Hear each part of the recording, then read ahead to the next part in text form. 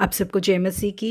इस सुबह के समय हम एक वचन अध्ययन करेंगे जो नीति वचन के 20वें अध्याय के 5वें वचन से है। मनुष्य के मन की युक्ति अथाह तो है, तो भी समझदार मनुष्य उसको निकाल लेता है। अमेरिका के मोटिवेशनल स्पीकर लेस ब्राउन का कहना है कि इस दुनिया में सबसे बहुमूल्य स्थान न दक्षिण अफ्रीका के हीरो की खान है, न सऊदी अरेबिया के तेल के कुएं, न सोने मिलने वाली भूमि और न ही हरियाली से भरे हुए जंगल, बल्कि हम सबों के घर के काफी नजदीक रहने वाला कब्रिस्तान है। उनके हिसाब से कब्रिस्तान सबसे ज्यादा बहुमूल्य स्थान क्यों है, उसके बारे में वो कुछ इस तरीके से समझाते हैं। कब्रिस्तान ही है जहाँ पर अधूरे सपने और विश्वास अभी तक दफन है। वो कहानी जिसे अभी तक सुनाया नहीं गया, वो गीत जिसे अभी तक गाया नहीं गया, वो खोज जिसके बारे में किसी से वर्ण नहीं किया गया, या वो दवाई जिसकी खोज के बारे में किसी को बताया नहीं गया।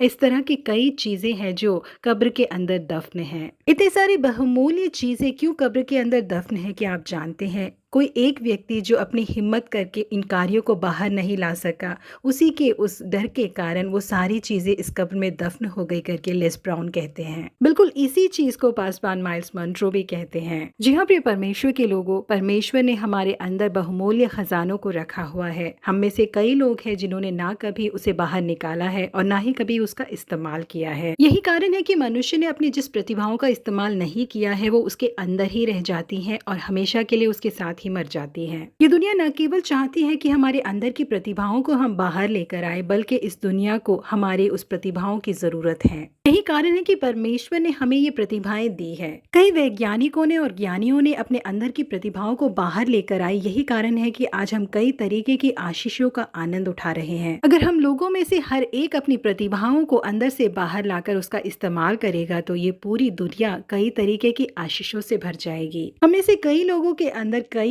ख्वाहिशें होती है, परंतु वो हमारे अंदर ही मर जाती हैं। एक दिन मैं भी ऐसी कहानी को लिखूंगी, एक दिन मैं भी इस तरीके के वाद्य यंत्र को बजाऊंगा, एक दिन मैं ऐसे ही एक बड़े बिजनेस को करूंगा करके कई ख्वाहिशें हमारे अंदर होती हैं, परंतु उस पहले कदम को उठाकर रखने से हम कतराते हैं। यही कारण है कि वो ख्वाहिशें हमारे अंदर ही रह जाती है और हमारे साथ कब्र में जाकर दफन हो जाती है करके लेस ब्राउन कहते हैं। परमेश्वर ने हमें जो खजाने दिए हैं हम उसका इस्तेमाल करें और उसे और अधिक बढ़ाए करके परमेश्वर हमसे चाहते हैं। परमेश्वर ने प्रेरित पौलुस को बुलाया और अपनी सेवकाई में इस्तेमाल किया। उन्होंने कई कलीसियाओं को जो पत्रियां लिखी थी वो आज भी हम लोगों के लिए आशीष में बनी हुई है। आज भी कई पासवान उन पत्रियों में से वचन निकाल कर प्रचार करते हैं। परमेश्वर के द्वारा प्राप्त हुए अनुग्रह को इस्तेमाल करने वाले कालेब जैसे लोगों ने देशों के ऊपर जीत हासिल की है। परमेश्वर की स्तुति करके दाऊद ने जिन भजनों को लिखा था उन्हें आज भी हम अपनी कलीसियाओं में आराधना में इस्तेमाल करके गा रहे हैं। इसलिए प्रिय परमेश्वर के लोगों, परमेश्वर ने हमें जिन प्रतिभाओं को दिया है उसका हम पता लगाएं, उसे बाहर लेकर आए और परमेश्वर के लिए इस्तेमाल करें। इस दुनिया के लिए हम उसे आशीषमय बना दे। प्रभु आप सबों को आशीषित करे। Have a blessed day.